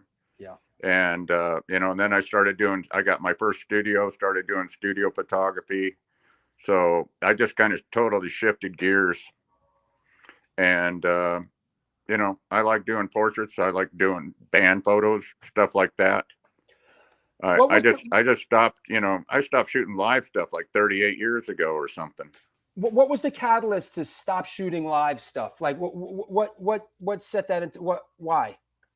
Well, I kind of, like I said earlier, I'd worked on 80 LA punk rock records by the end of '83. And, Yeah. I'd shot everybody that I wanted to kind of multiple times. And I got my first studio and, Ian's in the crowd and I'm on the stage. Great shot. And I got a studio and I wanted, I was enjoying photography and I wanted to make a living off of it. And so I started, doing studio photography and location stuff and working for record labels that actually paid me. When we were talking about Damage, I don't think I was ever paid a cent for doing the Damage cover. Makes sense. Weren't you working with IRS Records for a couple years? Yeah, quite a bit. Yeah, I did stuff for them. I became affiliated with them through the Wild in the Streets cover. Right. And then I started working on the Cutting Edge video show and I shot a whole bunch of different bands for them. I know you mentioned REM before. Was REM on IRS? Yes. Yeah. Right. Yeah. Was IRS Miles Copeland? Yes. Uh-huh. Yeah. Yeah. Who I never really got along with. Listen, I've never heard anybody get along with that guy. What one other one? Just because this is a band that I loved. This is a band. This is one of my big influence right here. Minor Threat. Where was this shot? At the barn, which is it was at Alpine Village in Torrance. Okay. What's funny is you showed that other one where he's had his hands splayed out towards the camera. Those are contiguous negatives on the film. I shot the horizontal one, and then I shot this vertical one. That's the next frame. No kidding. Yep. Wow, that's crazy. Michael Gutierrez, our big show supporter, of course, Chacho's Tacos says, no questions here, but I just got to say thank you for all the iconic punk rock pictures. These pictures will live on forever. Well, thank you. You've only seen a drop in the bucket of them. I've got so many more. Yeah, and there was a question about that. Yeah, I got to find that. Okay, here you go. This is a question that covers that. Drew, can you please ask Edward to release a book with many more punk hardcore band photos than on his Blight at the End of the Funnel book, which is fantastic, but only seems to have his most iconic photos and not his quote-unquote minor ones? I've got a lot more iconic photos. Yeah, they're all iconic. That's what I'm working on now is a third book, and I want it to be like the Bible of the LA punk scene, and I'm asking all my old punk friends to write short stories or quotes for it. And I'm looking for a publisher. I'm hoping Tashin will pick it up, but we'll see. Yeah. But I know a lot of people were like, oh, what the fuck? This isn't just punk photos on my first book. Yeah. My first book was supposed to be a 4-volume box set of a 25-year overview. And I had titles for each book and all that. And it fell apart. It became just one book. And so, I held a bunch of great stuff out of it. I wasn't going to, and so it was just like Blight is an overview is all it was. And I'm Gary's, working on the punk book now. Gary's asking, will Blight get another pressing? I have no plans on it. Yeah. Copies are selling for a lot of money. I guess sometimes you just got to move on, huh? Well, I want to put it all, like all the punk stuff, what was in that book, plus all the other stuff into another one. Yeah. You know, I don't want to reprint that one. Here's a heavy question. What do you think the lasting legacy of American hardcore has been on popular culture? The lasting legacy on American pop culture? What do you think the lasting legacy of American hardcore has been on popular culture? Oh, smeared it all over. Yeah. I don't know. It's a lot, right? Yeah. Yeah. I've never paid much attention to pop culture myself. Yeah. I don't know what to say to that. Ed, thanks for solving the mystery of the Vandals song Viking Suit on your Instagram page. I'm not sure what that is, but okay. Oh, they wrote a song called Viking Suit. My friend George Bellinger, the drummer from Christian Death, and Frank Agnew were in the Pleasure Chest, a sex shop. And they saw this big, long black leather suit. And they were joking that it would fit me because I'm 6'4". Right. And so like they started that joke about the Viking suit, and I never knew for many years. And George told me, it's maybe about 5 years ago, George told me, he goes, oh, that was me and Frank. We started that because like the guys in TSOL and the DI and the Adolescents used to always call me the Viking. And I'm like, what the fuck? Where did that come from? You know, and I never knew. And then George, he finally goes, oh, we started that. And I was like, oh, yeah, I never even knew, even though George's my best friend, I never knew that until about 5 years ago. And it's like, that's where that came from. Well, you were a bit of an imposing figure at what, 6'4"? Yeah. You know. That helped taking pictures. Yeah, sure did. I had some guy at the Starwood, he walked up to this kid who was standing on a chair, and he goes, get off there, you know, and then he came over and put his hand on my shoulder and says, get down. And I was like, what, with my bad self? You know, I was standing on the floor. It was pretty funny. That's great. Let's do one or more questions and we'll send you on your way. And I just want to say, really appreciate you coming on the show, man. It's been really. Well, thanks. I'm sorry, my Luddite technicality, bullshit, but yeah, it's working. Man. No, we listen. I don't even stress it. You're welcome, bro. I don't even stress it anymore. Honestly, after 180 shows, like I said, when we're it works itself out. I know this already. It was weird because we got it working this morning, and then I couldn't get it going the same way again. It's so strange. Here's an interesting one from Melvin's Freak 79. Thanks, Ed, for all the amazing photos, a lot of which I was first exposed to via Blush's American Hardcore book. I'm a big Gun Club Jeffrey Lee Pierce fan. Any memories of working with them? Like a particular memory? I don't know. It was great to work with them. I'm really proud that I got to and stuff, Yeah. I don't know. It was always fun working with them. Yeah. I had a great time shooting all those pictures. That's for sure. Our friend Ryan Bland from Ake. Will Ed make any more of the wood artwork prints again? I hadn't thought about it. I kind of thought about doing the Wasted Youth flip shot with those guys, but I haven't planned on. I haven't talked to them in quite a few years. That was kind of a cool thing. Yeah. Thank you. Yeah. Looking for this last question. Well, let me throw this at Jeffrey Ladd. Yo, Jeff, what's up? I'm another great photographer, big fan of Jeff's work. Would you shoot every band on the bill? And did you run a lot of film at each show? Did I see every band? Yeah, pretty much. Did you shoot every band on the bill? And did you run a lot of film? Well, I timed my photographs, so I didn't blaze through a lot of film. I'd photographed a lot of the bands. I'd get them together and do group photographs of them. I didn't always do live photographs of them. So, I have like hundreds of bands that I photographed, a bunch of smaller ones. But, I was pretty broke and film was expensive, so I didn't blaze through a whole lot. Though those were different days as opposed to brrr, brrr. Yeah. Photography. Unbelievable. Last question, my friend. Who's the one band artist you'd love to work with but didn't have the chance to? Oh, who I would have liked to have photographed? Yeah, or no, let's say in the past that you didn't get the chance to. Well, I always wanted to photograph William Burroughs. Oh, wow. That never happened. He did a talk here in LA, and my friend said he knew where he was staying. He was going to try and set it up, but it never happened. Yeah, I would have liked to photograph him. That's great. He had a great face. You're a real fan of the early beat era guys, right? The early what? The beat era. Oh, yeah. Yeah. Mm-hmm. Yeah, I Lawrence Ferlinghetti and those guys. Yeah, I sense that. There you go.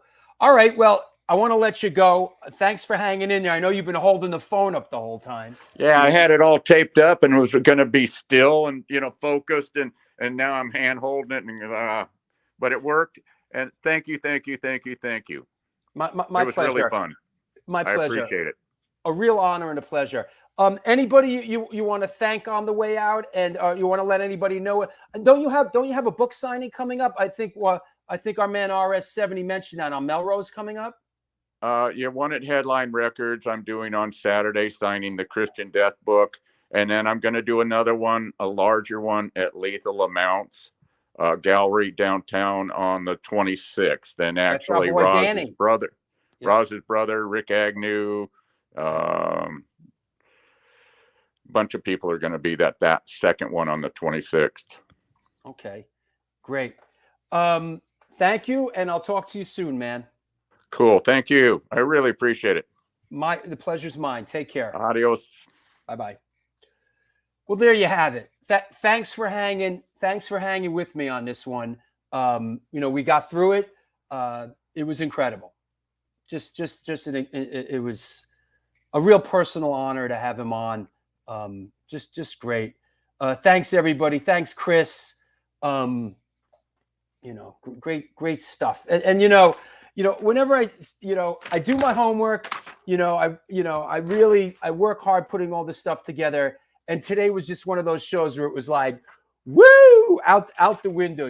I never got a chance to ask him about a whole bunch of stuff here. The Starwood, the Hong Kong Cafe, the Cuckoo's Nest, all that stuff. I did, and I wanted to talk to more about his technique. But yeah, well, thanks, No Baloney and Zaloni. Thanks, appreciate it. Yeah, listen, the Rick Agnew thing. People told me like, yo, Rick Agnew, good luck. So, but sometimes what we do here, with the help, Stephen Messina makes all these, the hardcore shutterbug, Stephen Messina makes all these great flyers. And, sometimes I've learned, build it and they will come, right? And it's like, here it is. You agreed to it, Rick Agnew.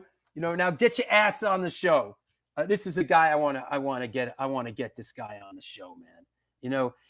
Jan Novak, my pleasure. Listen, I could talk about Black Flag. I could do a show and just talk about, Black Flag. Black Flag was huge influence on me. And Jamie, what's up? Speaking of Black Flag, Jamie from SSD Control, right? Come on, Jamie. Whew. Man, Jamie was there, man. Black Flag will come to Boston. Woo! You know what? Yeah, I was gonna say, let me start getting on some Black Flag. What? I'm gonna get on the Black Flag tip for a second. Here's an early. This isn't Ed Colver. This is a fill and flash. This is a fill and flash photo. But yeah, come on. This is probably never before seen. This was an outtake from the Boston hardcore film I did. But come on now. Here's Black Flag with Dez singing. This is in Boston. This is dedicated to my friend Jamie Sharappa from SSD Control. But here's Black Flag with Dez playing Spit back in the day. Come on now. Yep. There you go. So yeah, we could do some Black Flag. Man, I'd love to get Greg Ginn on this show. You know, I could, but I'd love to get Greg Ginn on this show, man. I that's another guy that's big in my world, you know. What, you want to see more stuff that's never before seen? You want another one? Come on now, here's another one. Hold on. Never before seen. See, I had access to this whole roll. This whole roll. Oh, this is a class. No, I don't want. No, can't go there. Another one from. I'm looking for a good one. Hold on. Woohoo! Here you go. Never before seen. Here's another one from Spit, taken by Phil and Flash. Bam! Come on now. And look at that, standing right in front of the stage. There's Al Burrell from SSD Control with hair. There you go. With hair. Get a load of that. Right? You remember that? Jamie was there. I think that's where he met Al. Whew. Bananas. Whew. Fierce. Yeah, Black Flag. Let's do Black Flag. Black Flag episode. You know what? I want to get Henry on the show. I want to get Greg Ginn on the show. Listen, you know who I'd really like to get on the show? Chuck Dukowski. Come on now. The Duke. Now, come on now. Did you see that shot of you, Al? Come on. With that afro? Who's rocking that afro? Al Burrell in 1980, huh? Could you grow that afro back for us? No, Greg Ginn wasn't on. I wish I could get Greg on. You know, I got to get, yep. Larry Kelly's always good for it was over when Chuck was gone. He's always good for that. Henry for the 200th episode. I don't want to start throwing names around who we're talking to for the, you know. What about Glenn Danzig? Huh? Yeah, right. Yeah, good luck on that. You know? Yeah, I'm better off getting, you know, you got a better chance of getting Jesus on this show than Glenn Danzig, you know. But hey, gotta think big. Gotta think big. Gotta be a big thinker, you know. You know, we got Joe Sib coming on the show. That's cool, right? So, Cleveland hardcore episode. Legit. Okay. Legit. Mugger would be good. I hear Mugger is like a stock, is like a finance advisor or something. Is that right? Anybody know about that? Mugger, Black Flag's old roadie? I wouldn't doubt that. Yep. Yeah, there you go. Keith Morris, I almost had on the show. I was dealing with his PR person, and we were going back and forth, and then it sort of fell apart. I was like this, we you know, we were like right there. You know what? Good call, Steve. Mark and Sean Stern. Yeah. Yep. That's a must-have. You know, that's a must-have. Wayne Jane County. That's a good one. Want to see a Wayne Jane County photograph that never before seen that's coming out in my new book? Hold on.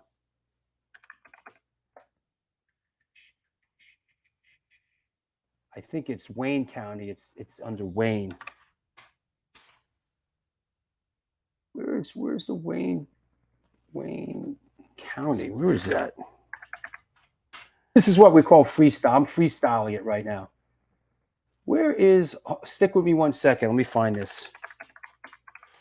This is in the Greg Smith. You know, I'm doing the London 1977 book that's in that we're putting together right now, and let me find.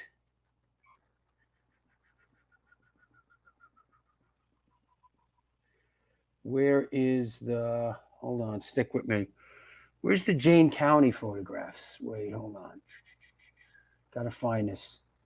Now I'm like all hopped up on it. Where is John? You know, John Waters. I got it all. What the hell is happening to Jane County stuff? Want to see a great shot from the book coming up? Stick this in your pipe and smoke it. You ready for this?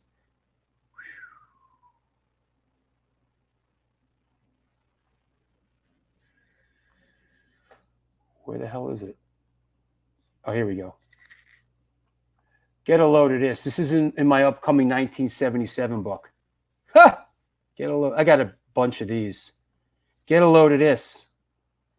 That's Don Letts, Airy Up neck from the Slits. That's the guy in the front was in Big Audio Dynamite. Get a load of that, huh? Yep. Great shots coming out. I don't have my James County stuff, you know. That said, yeah, we had Sammy on. You know what? I want to talk about the poly. Yo, I want to talk about the X-ray spec stuff I got. You better drop back. How about a never before seen X-ray spec shot that's coming out in this book that I'm doing, right? Never before seen. So make sure you screenshot it and put it all over the internet and not give anybody any credit for it. There you go. Never before seen X-ray spec shot. Come on now. What you know about that? What? The poly doc is out now. I haven't seen it yet. You know what I'm saying? Yeah, I'm working on this book now. Give me a couple of years to wait at things. Here's another one. I got to put a watermark on these and post them. Here's another never before seen X-ray spec shot from the book. Boom. How about that? What you know about that? X-ray specs. Come on now. What? Come on now. You better stop that. You better stop all that.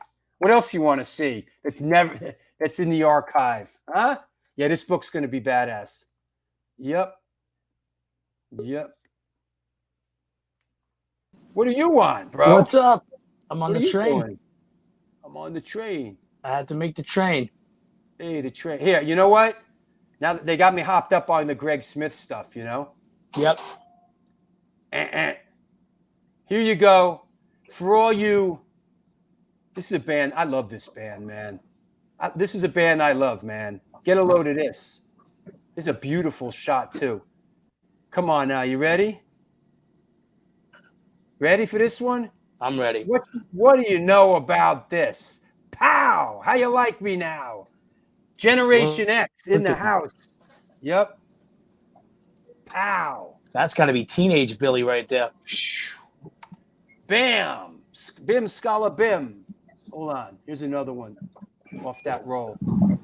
I love the shirt. I love the shirt he's wearing here. I love the shirt. Bam. Come on now. There you go. Bam. Yep.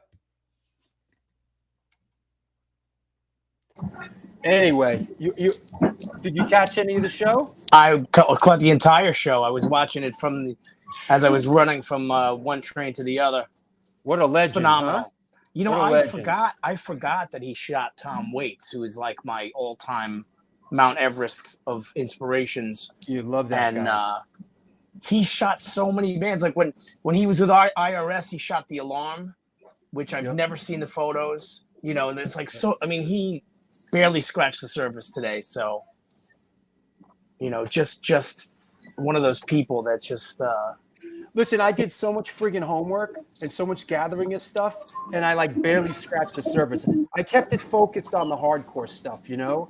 But you know, of course. I saw all the other stuff, and I'm like, I knew that if we like went, you know, whoa, you know. Today was a bit of an effort. It was tough, you know. Yeah. You know, he's not technically savvy. He's 72 years old. No disrespect to you know, but you know, we struggle, but we got it going. You know, it was good. Wow, he's Charlie. I guess he's Charlie Harper's age, right? Yeah. Yep. Hey, what you know about this? Come on now. Got me going on all. What do you know about this? Bam, ma'am. Buzzazam. That's another great shot. Look at that. Dude, I have 3,500 of these negatives. And vivid as hell. 3,500 negatives. Look for the book in the next millennium. You know? Fuck. You know? I still don't know what happened to my what's her face? Jane County or Wayne. Oh, here it is. Electric chairs. You ready? I'm ready. Yo, these are so fucking great, man. You can't fuck with these, man. This is from, this is dated like 1/7/78. There's a date on this. Boom. Talk about Jane County. You know? At the time, I think it was Wayne County, you know? Yeah, with the electric chairs was Wayne still. Yeah. Yep. Yep. And you know, it's funny. He also had a band back then called Wayne County and the Backstreet Boys. Yeah. Right. Right. I wonder if they had to pay him for that when that band came out. Here's another one. Here's another Wayne, Jane County. Boom. Yeah, I think that's when this was happening. I think the electric chairs were in because these are all London 77, 78 photos. So why are the electric chairs in these negatives? I'm thinking they were Maybe they were in Europe at the time, I guess, you know. Well, Greg did a photo session with them. It's dated 1/10/78, and I don't know who was in her band at the time, but here's the guitar player. There's like a roll of film of each member, you know. Of course, Rich Zoller. Bro, I'm a big fan of your work, Rich. Come on now. How about a Rich Zoller photograph? Where's my Rich Zoller photographs at? Here you go. Want to see a great Rich Zoller photograph? Here's a great Rich Zoller photograph from the show the other day. Scotty Schizo. Boom. There you go. Come on now. Scotty Schizo. Yep. Of course, Rich, it's home cooking, man. You're my man, bro. Gotta hype up the New York people, you know? You knew that guy, Greg, the guitar player? I think so. I think his name, yeah. How about the bass player? You want to show? Here's a shot of the bass player. Like 3,500 negatives. Boom. Stick that in your pipe and smoke it. Hey, Larry Kelly, I like the Kira years too with Black Flag, by the way. No, you don't. Knock it off. I do. You don't like? Bro. No, I don't. To me, I'm like Larry Kelly. When Chuck Dukowski left Black Flag, it was over. Disagree. Over. I disagree. Listen, bro, what do you know about this, bro? Like, I look at this photo and it makes me nervous, bro. Uh-oh. This photo makes me nervous. That is a great shot. That is like, whoo, serious shit, man. The starkness of it, the fact that it's just them and there's nothing else. And I just like this at the time when I was like a young, skinhead teenager, like this photo really spoke to me, you know? And look at Des with the Paisley, Des rocking the Paisley shirt, you know? All right, man. At ease, brother. Well, good luck with your show on Sunday. Well, it was awesome. No, good luck with your show on Saturday. Yeah, we got the Roger Moret show. Yeah, tell us Saturday. about it. Yeah, we got the Roger Moret benefit with we got Stigma, Fire is Murder, the Non-Residents. It's at 2:00 at Sabor Norturno in Queens. Matinee style. The show originally was later. They moved it to 2:00, and it's all money goes towards Roger, and it's going to be awesome. Fingers crossed. I've never played this venue, and it's going to be pretty cool. I got to say, we're really honored to be a part of it, and we got something special planned that we've whipped up just for Roger that night, and it's going to be amazing. It really is. And Vinny Stig won't be in the building, so Good. anything can happen. Yeah, we sold a bunch of them. I hustled them puzzles, man. All right, I'll talk to you later. You got to see everybody later. God knows what part of Queens that is. Hey, listen, Black Flag, Black Flag is an interesting band. You got, people that love, I'm on Steven's side with the Kira years. And then you got some people that tapped out, after Chuck Dukowski, a date for the walking tour. Man, would I fucking love for you to come, man. That would I think so. Let me look. We have a tentative date. Let me see if I can find it. The tentative date of the walking tour.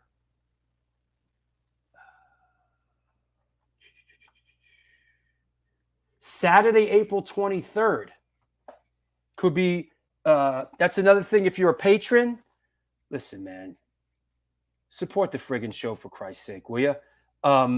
If you are a patron, we go out and do the Drew Stone Cinematic and Music Walking Tour. It's awesome. Jamie, I'd love to have you, or you and Angie, or you and anybody from your teams. Welcome on the show. Yeah, please. That's the date. We'll post up. Yeah. How are Arnie and Jim? I'm going down to see my dad on Monday, and there's no show on. That's why Dora Pesh is Sunday. There's no show Wednesday. I'll be down seeing Arnie. Yo, Ray Hogan, it wouldn't be a tour without you, man. So, you got to come out for what, the third time? There you go. I'm glad we got through today. Thanks a lot, everybody. It was a tough one. We struggled technically, but we got through it, and the guy's a friggin' legend, right? So glad we got through it. I want to thank you all. Yeah, be in touch, bro. I'll be in touch with you. Don't worry about being in touch with me. I'll be in touch with you. All right? You know what I'm watching again? The Irishman. What you know about that? And I'm really enjoying it the second time. I love The Irishman, the Scorsese thing. I really, really enjoying it the second time. Crazy, right? Johnny Stiff ain't coming on my show. Johnny Stiff has a flip phone, bro. Come on, Todd Hamilton. Johnny Stiff don't even know how to turn a computer on. He ain't coming on my show. So there you go. All right. Let's go do our thing. Thanks a lot, everybody.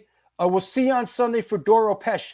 She's super excited about coming on the show, and she's been posting it on her pages and everything. So it's going to be great. We'll see you on Sunday for Doro Pesh. Lori Dawn, thank you.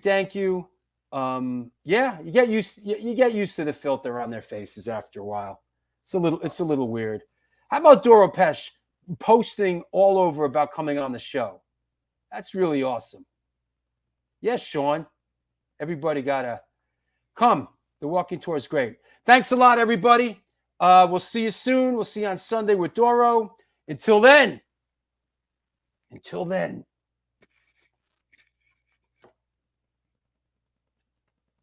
Oh, do good things, and good things will come to you.